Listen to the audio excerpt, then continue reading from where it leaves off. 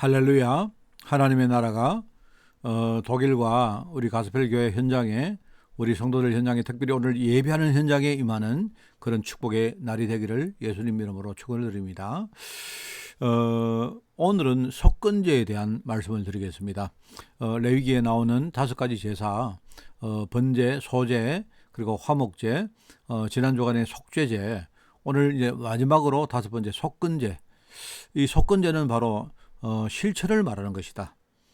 실천을 통해서 우리 삶이 회복되는 그런 내용을 담고 있습니다. 여러분이 오늘 말씀을 진짜 붙들고 승리하는 여러분 되시기를 바라고요. 사실 이번에 제가 유럽에 갔다 온 이후에 위통 때문에 굉장히 고생을 하다가, 또 오늘은 제가 오늘 촬영하는 오늘은 혈압이 굉장히 지금 또 올라가지고 제가 사실은 굉장히 고생을 하고 있습니다. 그래서 조금 이렇게 건강을 위해서 기도 많이 해주시고, 저도 하루 빨리 영육이 강건할 수 있도록 그렇게 지금 많이 애를 쓰고 있습니다. 그래서 멀리 독일에 계시는 여러분들도 우리가 하나가 되어서 함께 기도해주는 그런 여러분 되시기를 부탁을 드립니다. 사단이 그 사람들을 공격하는 단계가 있습니다. 그죠? 몇 가지 단계가 있거든요. 우리가 이걸 알고 있으면 굉장히 우리가 좀 대처를 할 때에 아주 유리한 부분들이 참 많습니다. 첫째는 뭐냐니까, 우리의 영적 무지를 이용해서 아예 깨닫지 못하게 만듭니다. 그 사람들이 뭘 잘 몰라요. 영적으로 굉장히 무지합니다. 그죠?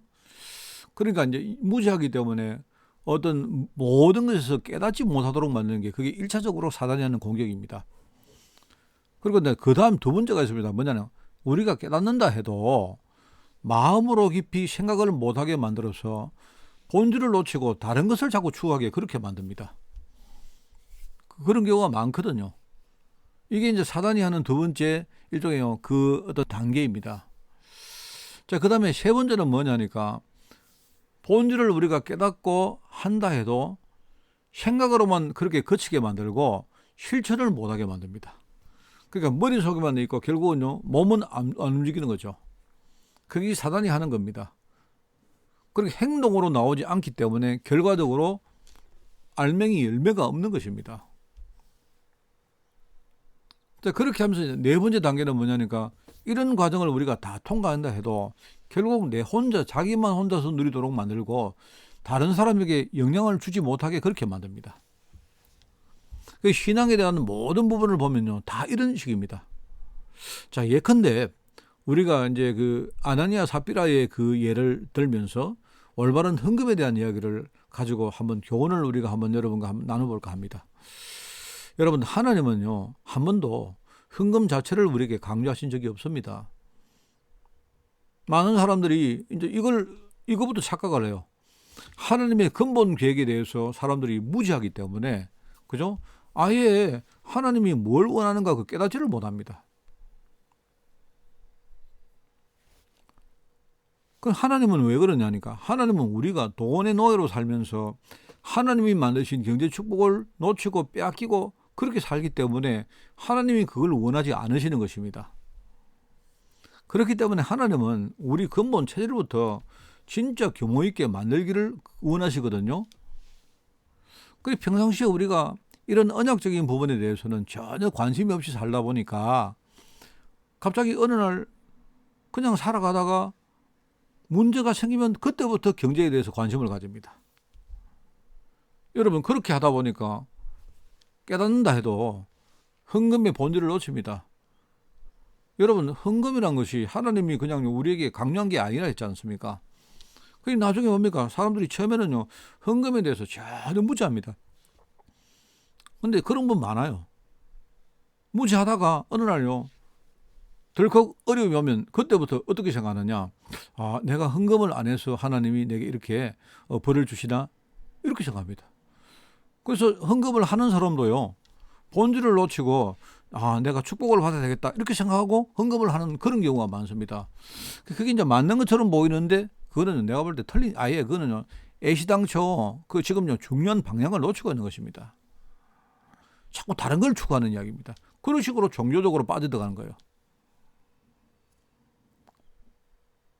자, 그렇게 하다 보니까 어느 날 이것까지 깨닫는다 해도 막상 행동으로 실천하려고 하니까 이게요, 굉장히 많은 공격들이 우리에게 가해지는 것입니다.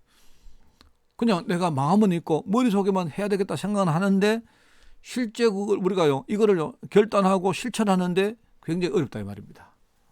그리고 많은 성도들이 헌금을 해야 되겠다고 마음을 먹는데 실제로 행동 옮기는 데서 실패하는 경우가 너무 많아요. 자, 그렇게 하다 보니까 결과적으로 이렇게 하든 저렇게 하든 다른 사람과 후대들에게 잘못된 메시지를 우리가 전하게 되는 것입니다. 여러분, 이런 경우를 나를 보는 많은 사람들이 저 사람은 헌금을 많이 하는데도 별 열매가 없네? 또 반대로 뭡니까? 나도 저 사람이 응답받는 거 보니까 나도 저렇게 해서 종교적으로 내가 복을 좀 받아야 되겠다. 이렇게 생각하는 거예요. 내가 볼 때는 그 두 가지 다 틀린 것입니다. 우리가 내가 헌금을 했는데 응답을 못 받는다. 축복을 못 받는다. 왜 그렇게 했습니까? 내가 헌금을 많이 했는데 축복을 받는다.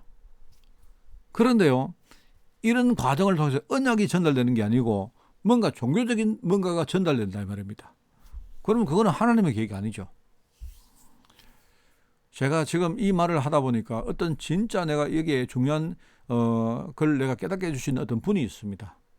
어떤 분인가 하니까요, 옛날에 제가 그 시무했던 교회에 장로님이셨는데요, 아주 그 대구에서 아주 큰 뭡니까 그 식당을 그 고기 뭡니까 식당을 운영했던 그런 분이셨어요. 굉장히 큰 일종의 그런 식당을 운영했는데요. 그런데 이분이 순복음 교회에 장로님이셨어요 옛날에. 지금은 다락방 교회 다니고 계시지만 이분 이야기를 들었습니다. 제가 전도사 때에 그분 도움도 많이 받았고, 그리고 그분이 이제 그 사업하시는 사업장에 저와 제가 사역하는 사람들 많이 가서 대접을 받기도 하고 그렇게 많이 했거든요. 또 제가 기도도 많이 해드리고 했는데 그분이 이런 이야기 하는 거죠. 이분이 얼마나 그 헌금에 대해서 철두철미한가 하니까요. 이분이 한번 이야기를 들었는데 1,000번제를 이분이 어느 날 작정을 하신 겁니다. 1,000번제를 하면 매일 하나님 앞에 헌금을 작정하고 매일 정해진 헌금을 드리는 겁니다. 1,000일이니까 뭐죠? 1,000일이니까 거의 3년을 빠지지 않고 하는 거예요. 하시는데 이분이 이렇게 하셨어요. 이분 이야기를 들으니까 이분은요 새벽 기도를 절대로 안 빠집니다.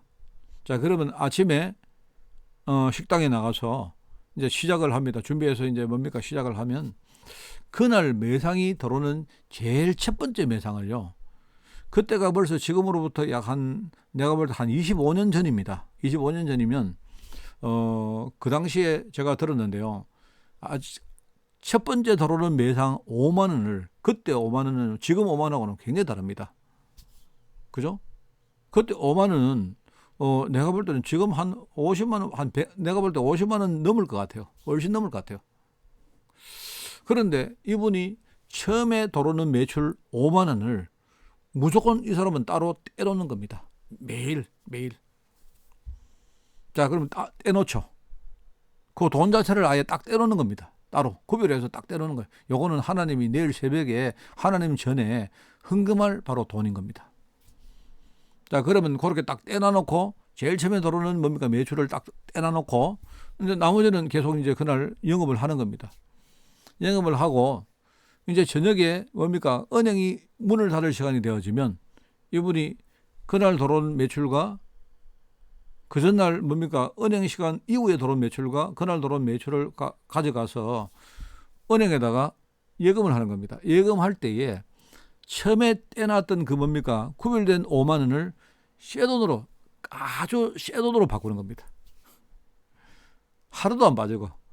그래서 이분이 그 쇠돈 5만 원을 봉투에다가 딱 넣고 자기 기도 제목을 거기 쓰고 오늘 1,000번째 가운데 몇 번째 드리는 헌금이다, 예물이다 이렇게 쓰고요. 그 다음날 새벽 강단에 아주 정성스럽게 거기다가 올려놓는 겁니다.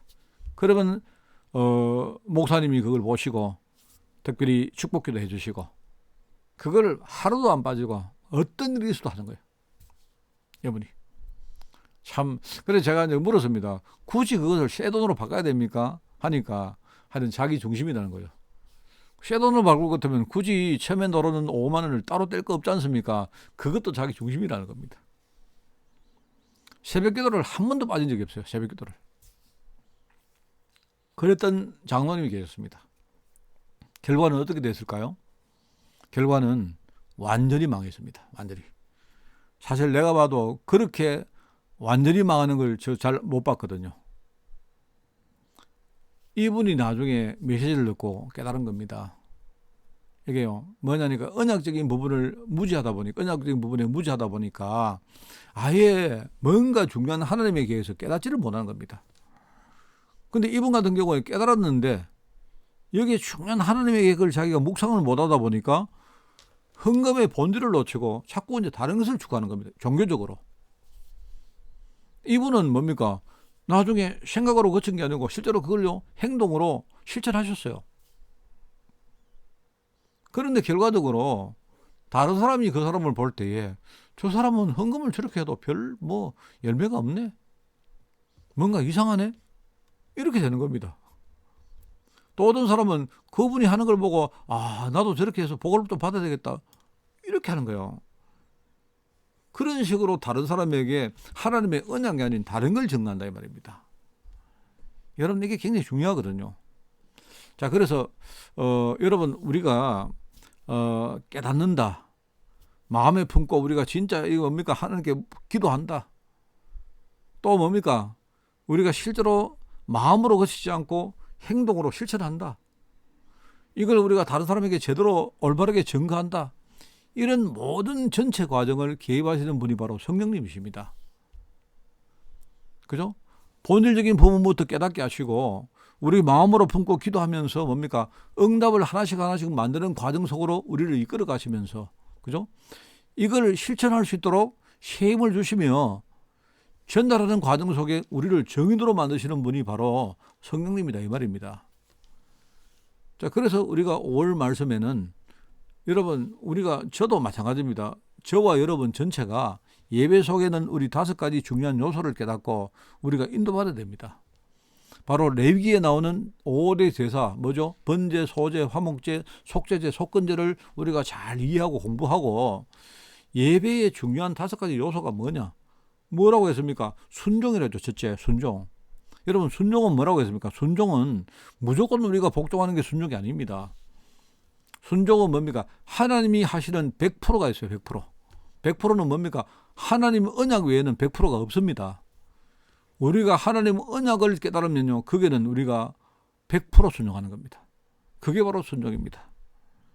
두 번째로 말하면 감사라 했죠. 감사. 감사는 그냥 형식적으로 하는 감사가 아니고 뭐라 했습니까? 하나님이 그리스도 통해서 내게 이루신 영적 사실을 진짜 내가 알고 깨닫는다면 진정한 감사가 나오겠죠. 세 번째로 뭐라 했습니까? 누림입니다. 누림. 누림은 뭐죠? 하나님이 나와 굉장히 거리가 멀어졌는데 이제는 그리스도 통해서 뭡니까? 하나님이 내 안에 오셔서 나와 함께하고 계십니다. 이 사실을 우리가 누리는 것입니다. 함께하는 것을 누리는 것이다. 그리고 예배는요, 굉장히 중요합니다. 예배는 첫째, 우리가 하나님 말씀에, 언약의 말씀에 순종하는 것이 예배고, 그리고 내가 받은 영적 축복들을요, 영적 사실을 진짜 알고 감사하는 것이 예배고, 또 뭐죠? 나와 함께 하시는 그 주님을 우리가 진짜 알고 그분을 누리는 것입니다. 행복하고 평안을 누리며 그 시간에 많은 그런 뭡니까? 힐링이 일어나는 시간이 바로 예배 시간입니다. 그리고 지난 주간에 예배는 또 뭐라고 했습니까? 갱신하고 갱신. 내 자신을 보면서 내가 얼마나 복음에서 멀어져 있는가를 알고 하나님 앞에 철저히 우리가 은혜를 우리가 하나님께 구하는 시간이 돼야 됩니다. 갱신하는 시간, 나를 돌아보는 시간, 그죠? 내 부족함에 하나님의 은혜를 채우는 시간이 바로 예배 시간입니다. 자, 그리고 오늘 이제 5번째 뭡니까? 예배는 실천입니다. 실천. 우리가 정말 내가 실천할 수 있도록 하나님 주시는 그 힘을 공격받는 시간이 바로 실천이다 말입니다. 여러분이 요 5가지만 여러분이 이해하고 있어도 돼요.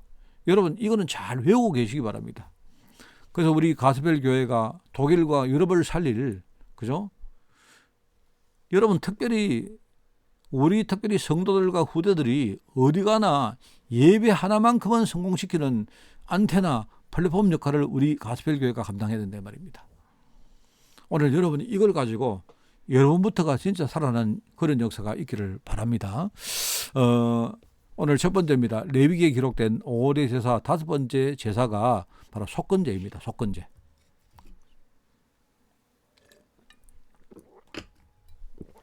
속건제는 우리가 속이라는 말은 우리가 사함을 받는 뜻입니다. 사함. 그죠? 우리가 죄 사함을 받는 뜻인데요. 속죄제는 하나님께 지은 죄를 우리가 용서받는다는 뜻이고요. 왜냐 하나님께 지은 죄는 우리가 배상할 수가 없지 않습니까? 그죠?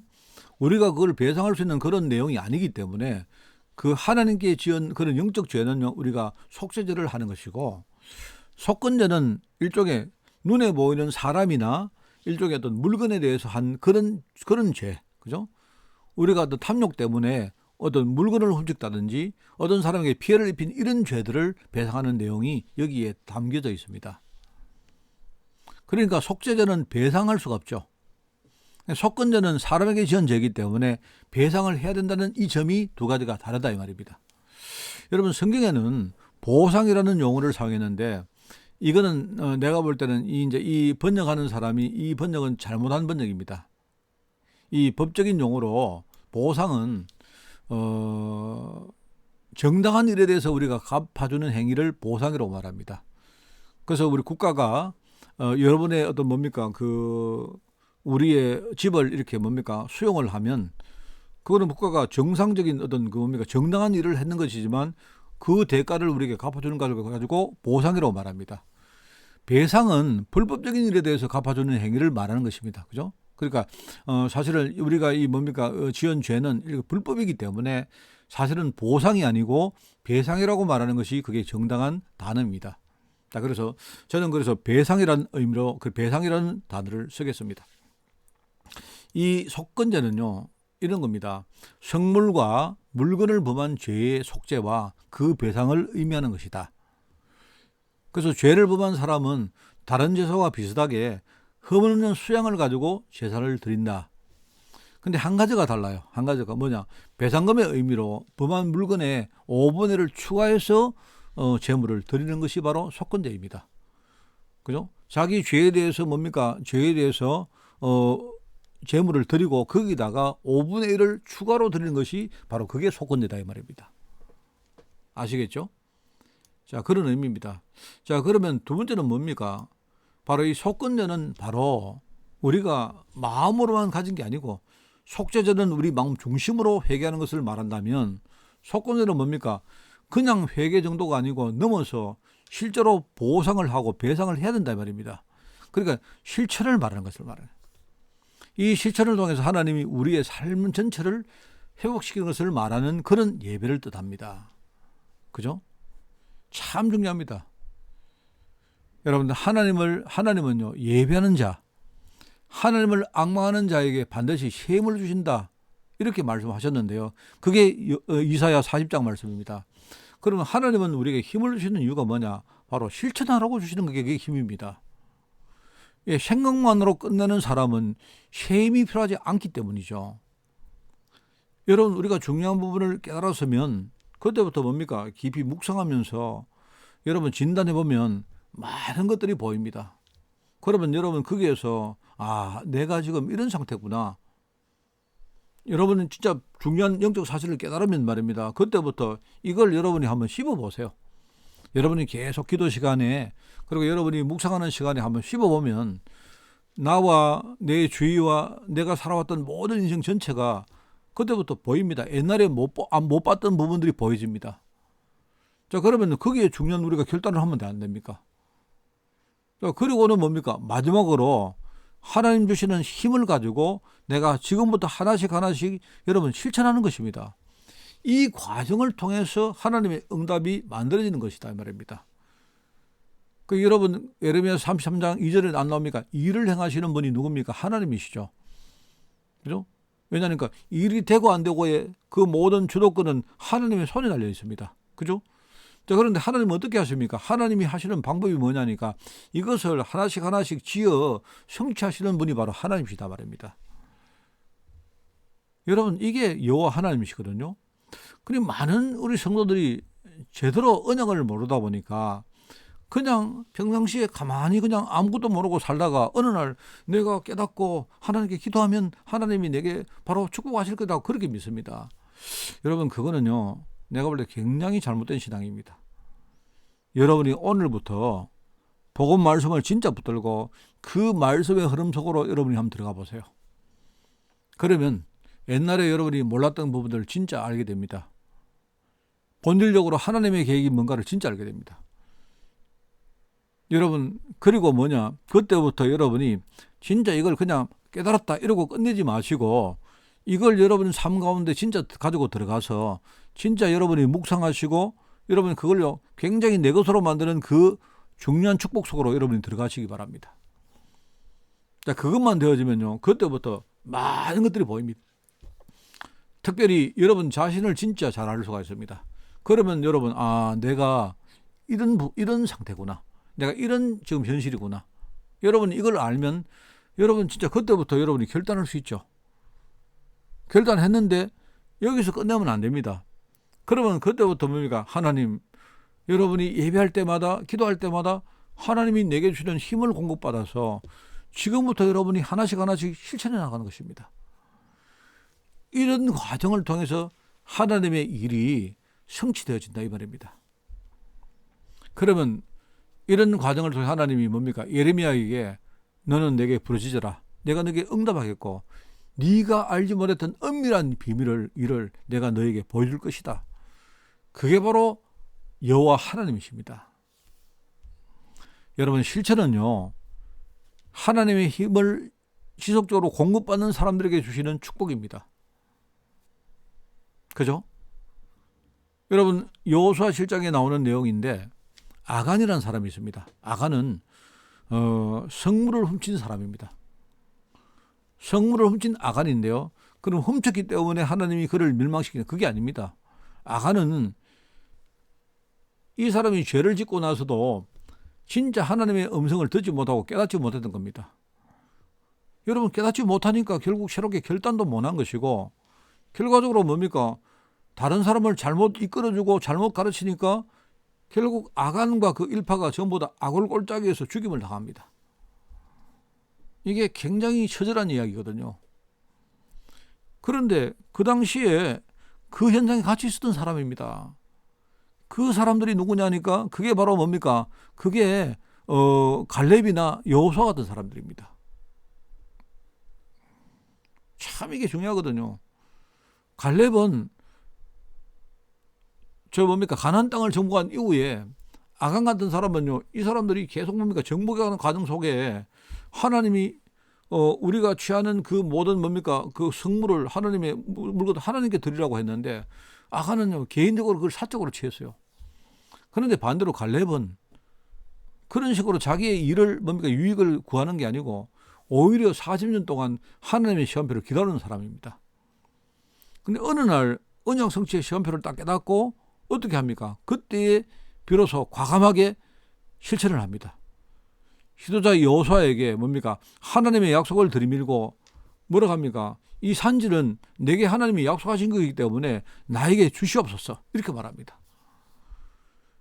하나님의 언약을 붙들고 실천을 했기 때문에 가장 요청지인 헤브론을 기업으로 얻은 사람이 바로 갈렙입니다. 여러분 하나님의 언약을 여러분이 깨달았다면 마음으로만 품지 말고요. 실천하십시오. 실천. 그러면 하나님이 갈렙처럼 유다 지파가 최고의 응답을 받아서 누렸단 말입니다. 그 중요한 인물이 중심 인물이 바로 갈렙이었습니다. 여러분 그 헤브론이 말하자면요. 지금도 이스라엘의 가장 센터입니다. 센터. 하나님은 여호수아보다 이 갈렙을요 어떻게 보면 더 중요한 사람으로 그렇게 여긴 그런 성경의 기록들이 많이 나옵니다. 하나님이 여호수아 갈렙 두 사람을 부를 때에 두 사람 이름을 같이 부르든지 두 사람을 함께 부르지 않고 한 명만 부를 때 항상 하나님이요 갈렙을 이야기했습니다. 항상 그 정도로 하나님이 이 갈렙을요 축복을 하셨습니다. 한 사람은 아간 같은 사람은 아간은 언약 성취의 과정 속에 하나님이 성물을 드리라고 했는데 이걸 자기가 자기 이권으로 취했습니다. 거기서 끝낸 게 아니고 뭡니까? 깨닫지도 못하고 뭡니까? 이 사람이 제대로 뭔가 묵상도 못하고 그렇게 하다 보니까 굉장히 잘못된 길을 갔지 않습니까? 그런데 반대로 갈렙은요, 전부 다 양보합니다. 자기의 일을 취하는 게 아니고 뭡니까? 하나님의 계획을 따라가는 사람이 바로 그 갈렙입니다, 여러분. 갈렙은요, 하나님의 본질적인 계획을 알았기 때문에 이 사람이 그때부터 그 언약을 가지고 계속 기도하고 인도받는 시간을 계속 가졌던 그 기간이요, 거의 40년입니다, 40년. 참 놀랍죠. 그런데 어느 날 40년이 지났을 때에 시간표가 되니까 뭡니까? 그때 하나님 주시는 힘을 가지고 실천에 옮겼는데 그 사람이 뭡니까? 바로 요청지인 헤브론을 기업으로 얻었다 이 말입니다. 오늘 말씀을 정리하겠습니다. 하나님은 우리가요, 지속적인 전도운동을 하기를 원합니다. 특별히 에베소에 바울 팀이 거기에서 중요한 뭡니까? 이 어떤 그 전도운동의 교두보로 만들었는데요. 여기서 지속적으로 보니까 대략 한 2년 동안입니다. 2년 동안 지속적으로 전도운동을 실천하니까요, 에베소에 있는 무상 문화가 완전히 무너집니다. 예, 그게 사도행전 19장 말씀이거든요. 그래서 여러분, 바울의 두 번째 선교 여행은 일종의 여러 거점을 순회하는 사역이었습니다. 그런데 세 번째 선교 여행은 선교 교두보인 에베소를 중심으로 2년 동안을 사역을 합니다. 그 중심이 바로 두란노 서원이 되었다 이 뜻입니다. 그래서 2차 여행과 3차 여행은요, 그 전도운동 내용을 보면 비슷합니다. 비슷한데 이 3차 선교 여행에서 결국 뭡니까? 처음으로 로마 선교에 대한 비전을 깨달았고요. 나중에 하나님이 로마 선교할 중요한 동력자들을요, 거기서 합류를 시킵니다. 이 팀들이 전도운동을 실천했는데 에베소의 아데미 우상이 완전히 무너지고 그리스도 복음을 중심으로 도시 전체가 완전히 술렁거립니다. 그러면서 로마 선교의 플랫폼이 여기서 만들어졌다 이 뜻입니다. 여러분, 그게 중요하죠. 그게 바로 사도행전 19장에 나오는 내용입니다. 여러분이 그 요한계시록을 읽어보면 계시록 제일 앞부분에 소아시아 7교회 이야기가 나오는데 그게 제일 첫 번째로 언급된 교회가 바로 에베소 교회입니다. 에베소 교회가 나중에 이제 변질되는데요. 그런데 이 교회가 처음에는 얼마나 뜨겁고 대단했는지 거기에 기록이 잘 나와 있습니다. 바로 전도운동을 실천했던 교회였다. 여러분 아시겠죠? 그래서 여러분이 이걸 생각하고 오늘 우리 속건제의 중요한 내용의 다섯 번째가 뭐다? 실천입니다. 실천. 여러분 다시 한 번 더 내가 정리를 해드리겠습니다. 여러분 레위기의 5대 제사는 뭐라고요? 번제, 소제, 그리고 화목제, 속죄제, 속건제입니다. 여러분 레위기에 읽어보시면 어떻게 제사를 지냈는가에 대해서 많이 나옵니다. 자, 그런데 여러분이 그 중요한 특징을 제가 말씀을 드립니다. 번제는 뭐다? 번제는요, 하나님께 다 드리는 것입니다. 바로 순종을 말하는 순종. 그죠? 번제의 제물은 하나님이 완전히 다 받으시는 겁니다. 물론 가족만 제외합니다. 그 가족은 의미를 제가 첫 번째 시간에 이야기를 했습니다. 그래서 우리가 예배의 첫 번째 요소가 뭐라? 바로 순종을 의미하는 것이다. 여러분 두 번째는 뭐냐? 두 번째는 소제입니다. 소제. 소제는 그 제물을 고운 가루를 가지고 특별히 우리 삶 가운데 있는 많은 것들을 통해서 하나님께 드리는 것입니다. 우리 삶 가운데 크고 작은 많은 감사거리가 있지 않습니까? 그죠?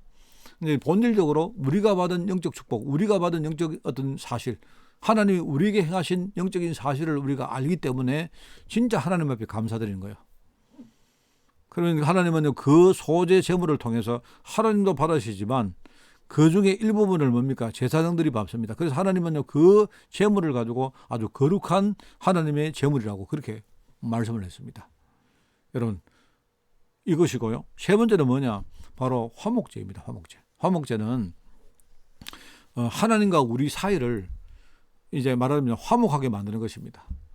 우리 어려진 관계를요, 우리는요, 진짜 회복하는 것이 바로 화목제입니다. 화목제는 하나님과 제사장과 특별히 경배하는 사람들이 함께 누리는 제물을 함께 누립니다. 함께. 그러니까 그 시간이 이제 중요한 뭡니까? 일종의 페스티벌이죠, 페스티벌. 네. 그런 의미가 바로 화목제입니다. 그래서 세 번째 요소가 바로 누림이라고 해요, 누림. 여러분 잘 기억하시기 바랍니다. 여러분 예배할 때는 항상 여러분이 하나님을 만나러 여러분이 예배 시간에 오시는 것입니다. 그러면서 여러분이 예배할 때에 하나님을 누리시는 겁니다. 나와 함께 하시는 그 하나님을 진짜 깨닫고 여러분이 예배하면서 감사하고 감격하고 여러분 그 시간에 정말 기쁨이 생기고 하는 것이 바로 그 화목제입니다. 그리고 네 번째 예배가 뭐라 했습니까? 네 번째는 바로 속죄제입니다. 속죄제. 속죄는 그냥 글자 그대로 우리의 죄를 용서를 받는 바로 그런 제사입니다. 그래서 우리가 죄 용서를 받을 때 뭡니까? 하나님은 우리의 모든 죄를 우리가 자백하고 우리가 회개하고 자백하면 하나님은 미쁘신 분이시기 때문에 우리 모든 죄를 하나님이 용서하시겠다고 요한일서 1장 9절에 말씀을 하셨습니다. 그렇기 때문에 우리가 예배 네 번째 중요한 요소가 뭐냐? 우리 자신을 돌아보고 갱신하는 것이다. 우리의 부족함에 하나님 은혜를 우리가 구하는 것이다. 바로 그 뜻입니다. 그죠?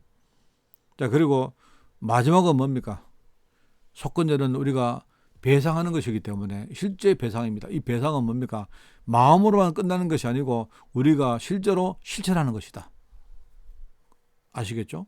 그렇기 때문에 우리가 실천하기 위해서는 하나님의 힘을 우리가 공부받는 시간이 그게 바로 예배이다 말입니다. 그래서 우리 5대 제사를 가지고 예배의 중요한 5가지 요소, 바로 순종, 감사, 누림, 그리고 갱신, 그리고 실천. 여러분 이 중요한 5가지를 진짜 알고 여러분이 최고로 응답받고 여러분 정말 예배 통해서 여러분이 모든 것을 회복하는 그런 축복이 여러분 있기를 바랍니다. 마지막으로 한마디 또 더하고 마치겠습니다.